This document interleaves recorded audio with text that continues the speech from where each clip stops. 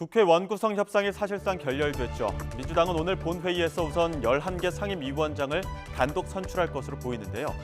여전히 협상의 물꼬가 트이지 않는 상황에 대해 박승준 민주당 원내 수석부 대표는 나머지 7개 상임위도 이번 주 안에는 선출할 거라며 고삐를 당겼습니다. 들어보시죠. 만약에 이제 금요일에 발표됐던 11개 상임위원장이 우선적으로 선출이 된다고 하면은 지금 앵커께서 말씀하신 것처럼 한 7개 상임위가 남지 않습니까? 네.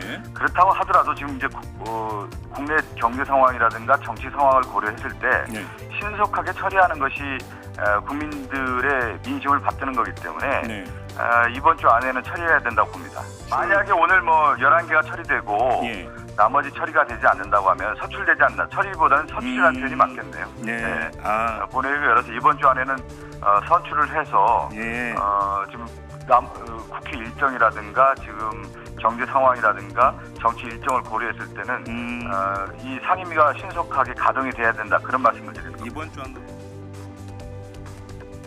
국민의힘은 법사위와 운영위를 내주지 않으면 협상 테이블에 앉지 않겠다면서 강경하게 맞서고 있는데요. 아예 상임위 보이콧 카드까지 검토하고 있는 것으로 알려졌습니다. 이에 대해 국민의힘 조경태 의원은 지난 21대 국회가 헌정사상 최악의 국회인 줄 알았는데 이번엔 그보다 더한 최악이라며 아예 상임위 18개를 다 포기하는 일도 있을 거라고 밝혔습니다. 저는 21대가 최악의, 헌정사상 최악의 국회라고 저는 이렇게 좀 생각을 했었거든요. 그런데 22대 국회 지난번 총선 결과를 보면서 22대는 21대보다 더 최악의 국회가 되겠구나, 이런 생각을 했었습니다. 그런데 아니나 다를까 지금 민주당이 국회 내에서 다수당의 그 행포를 보여주고 있는 부분에 대해서는 좀 심히 유감스럽다, 이런 생각이고요. 합의가 안 되면 18개 상임위를 다 포기할 수도 있습니까? 지난 21대도 전반기에 그런 일이 벌어지지 않았습니까?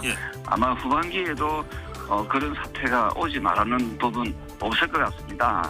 그래서 민주당이 저렇게 행포를 보이고 있는 부분에 대해서는 국민 여러분께서, 특히 민주당을 지지하는 국민 여러분께서도 이 부분은 정확하게 봐주셔야 됩니다.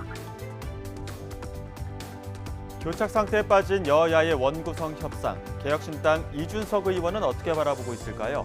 상임위 배치 결과에 따라 국회의장의 국회 운영 방향성을 알 수 있을 거라며 지금은 잠자코 지켜보고 있다고 말했습니다. 표결에 들어갈 거냐는 질문에는 개혁신당의 상임위 배치를 보고 판단할 거라고 답했는데요. 들어보겠습니다.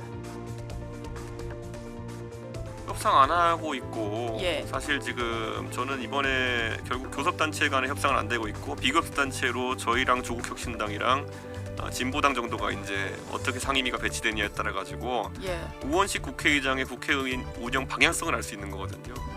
그래서 저는 잠자코 지켜보고 있습니다. 법사위에 누가 배치되는지 보면 알겠죠. 예를 들어 조국혁신당 몫으로 법사위가 누가 배치되느냐를 보면은 굉장히 공세적으로 국회가 돌아갈지 그런 걸 알 수 있겠죠. 이준석 의원은 표결에 들어가시나요, 오후에? 개혁신당을 어떻게 배치하는지를 보고 판단해야죠.